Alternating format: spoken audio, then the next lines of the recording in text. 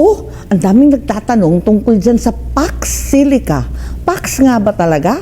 O pox? As in chicken pox, smallpox at lahat ng sakit. Sakit sa ulo. Nung una, ang sabi, North Luzon Corridor, mag-i-invest daw ng bilyon-bilyon yung mga Amerikano. Tuwan-tuwa naman tayo kasi kahit papano magkakaroon ng manufacturing, maraming trabaho, datung para sa Pilipinas.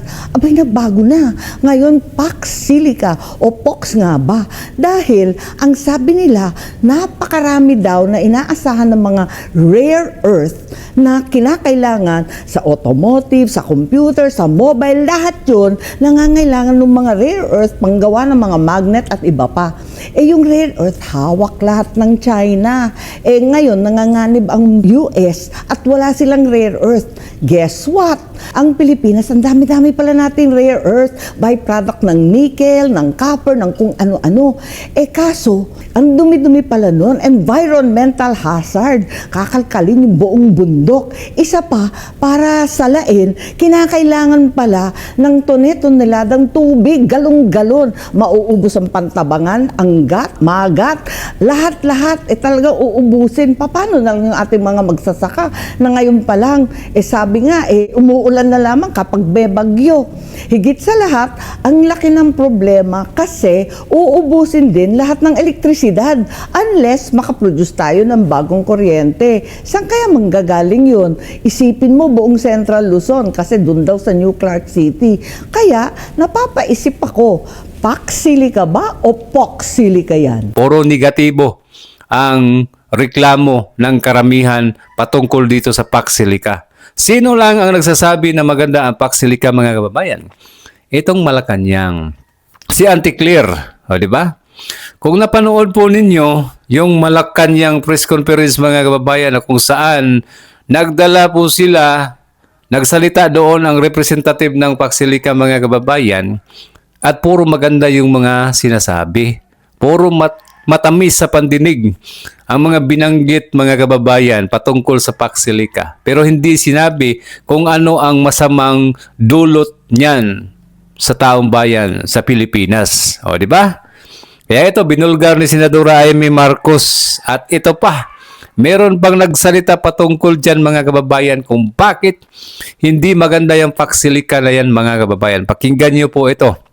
At para sa akin din, hindi rin ako sang-ayon dyan, mga kababayan. Kahit wala akong alam patungkol dyan sa Pax Silica, masasabi ko po talaga na hindi maganda yan sa Pilipinas. Bakit? Isang rason lang naman, mga kababayan. Kasi pag korap ang gobyerno ng Pilipinas, hindi makikinabang ang mga Pilipino, ang taong bayan dyan. Sila lang ang makikinabang kahit gaano pa yan kaganda yung mga resulta niyan, yung Pax Silica na yan, kapag korap ang gobyerno, wala rin, hindi makikinabang ang mga Pilipino. Kayo lang ang magpapataba sa inyong bulsa. O, di ba? Kaya napikon si Auntie Claire, sino daw ang pasimuno sa paninira ng Pax Silica, mga kababayan? Wala. Ayaw lang talaga ng taong bayan. O, diba? Ito, pakinggan po ninyo, mga kababayan. Prof, good evening. Si MJ po ito. Nabanggit niyo po ang US. Ano po ang masasabi niyo dito po sa Pax Silica deal na nakatakda pong nasa pipeline na, no? In the works na para po maaprobahan ng US at ng Pilipinas. At gaano ito makaka-apekto po sa ating pong diplomatikong mga hakbangin para po magkaroon tayo, Prof, ng kumbaga friends to all, enemies to none na mga galaw pagdating po sa ating pong foreign relations, Prof. Wait ha, hinahanap ko kasi yung ano dyan yung tawag nito, yung poster na ginawa about dyan na no to Pax Silica kasi may mga points doon na naka-raise. Ang ano kasi dyan, ang alam ko, the Chinese I think are not happy with that Pax Silica. And also, pero as far, well, that is their perspective. Pero mas concerned ako sa Pilipinas kung ano nga ba yung Pax Silica na yan, ano ang benefit na makukuha mo, is it really for the Philippines? What is it really all about? Kasi may mga issues na critical dyan. Una, ang allegedly walang renta.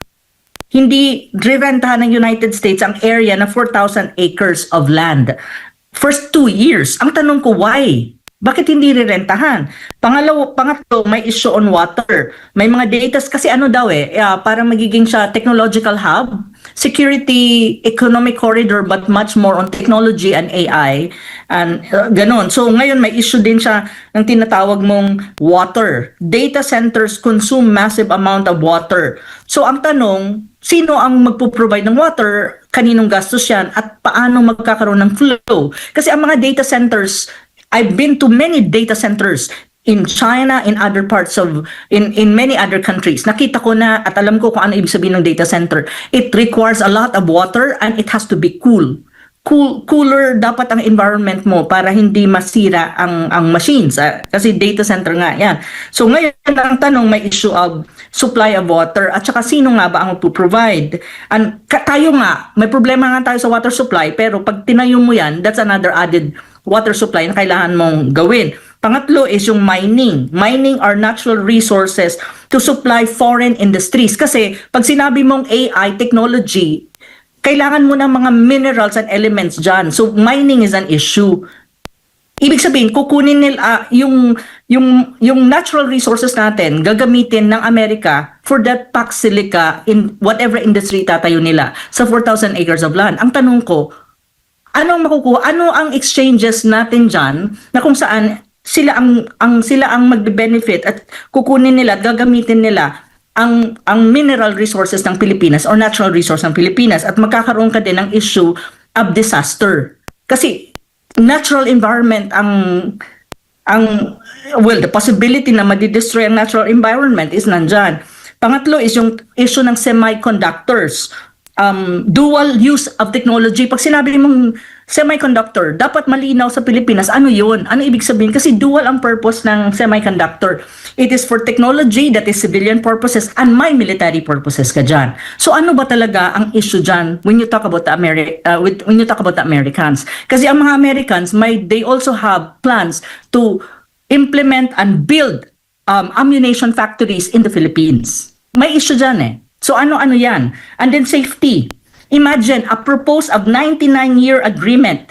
99, almost 100 years. Ito yung sinasabi, nasa pipeline na siya. Ano ba talaga ang score dyan? How the Philippines benefit from it? At the same time, paano i-resolve itong mga issues na sinabi ko? On the other hand, ano ang tingin ng mga karatig na bansa natin tulad ng China, ng ASEAN states, na kung saan ang alam ko, some countries in ASEAN, even leaders and counterparts in ASEAN, I was in an interview earlier with CGTN, I heard a perspective coming from a Malaysian former MP. Sinasabi niya, hindi siya nag-agree dyan sa Pax Silica na yan, na itatayo sa Pilipinas. So sabi ko, ibig sabihin, ang perspective coming from our neighbors ay hindi okay on that. Kasi nga, when you talk about semiconductors, na isa sa mga plano ng Amerika, ilalagay, itatayo at magiging manufacturing at maging industry dyan sa Pax Silica area na 4,000 acres. Dalawa nga ang purpose niyan, dual yan. May civilian ka, may military. So ano ang talagang score when it comes to this? So ang daming issue, yet walang information na ibinibigay yung gobyerno to educate the Filipino public kung ano ba talaga yan. And at the same time, lahat ng proseso is very quiet, very parang sikreto masyado, tapos bigla na lang out of the blue, nasa pipeline na yan at may implement na at mangyayari na. So sabi ko, ang bilis Kasi 3 months ago, pinag-uusapan pa lang. Ngayon, nasa pipeline na, tapos implementable na. Sabi ko, bakit walang information? Walang educational information sa buong Pilipinas and what it is really all about? So yun yung tingin ko dyan. Ako po, grabe pala yung Pax Silica mga kababayan, ba? Parang sikreto daw po ang galawan. Yung naging proseso nila ay palihim. Yan po yung binanggit mga kababayan. Kaya ibig pong sabihin yan, kung palihim yan na ginagapang, ay hindi po maganda yan para sa Pilipinas. Ibig sabihin yan, konti lang ang makikinabang dyan, hindi ang taong bayan. Di ba? Kasi hindi pinaliwanag ng maayos. Tapos, bigla na lang tayong nagising na andyan na pala yan, nagsisimula na. Di ba? Ang bilis ng pangyayari. Tapos, ang mas matindi pa, 99 years daw po ang agreement mga kababayan. Ako po, grabe po yan. Di ba? Kaya wala na tayong pwedeng ireklamo, wala na tayong choice mga kababayan kasi sila lang ang nag-approve dyan. Hindi naman nila kinukonsulta yung taong bayan kung sangayon ba tayo. O, di ba? Sila lang. Grabe. Kaya wala akong tiwala dyan sa Pax Silica mga kababayan kahit wala akong ganong alam dyan.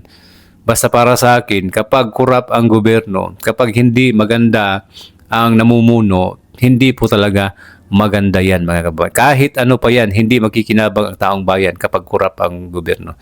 Yun po ang aking masasabi mga kababayan. Okay? Kaya wala, talo tayo lagi mga kababayan.